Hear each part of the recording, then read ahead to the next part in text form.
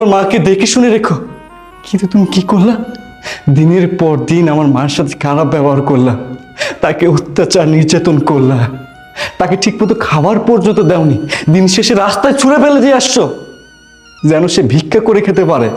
জানো আমার মা এখন ভিক্ষা করে খাইতেছে। একজন সন্তান হিসেবে আমি এটা কিভাবে মানবো? কিভাবে মানবো? যার ছেলে প্রবাস থেকে লক্ষ লক্ষ কোটি কোটি টাকা ইনকাম করতেছে, তার মা কিনে রাস্তায় ভিক্ষা করতেছে কেন? কিসের জন্য? কি ক্ষতি করেছিল আমার মা?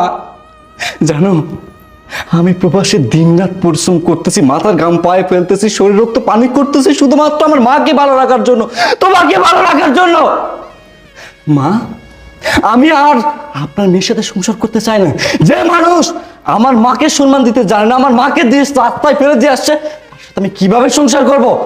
ঠিক আছে বাবা, তুমি এরকম মেয়ের সাথে সংসার করো না। আমি তোমার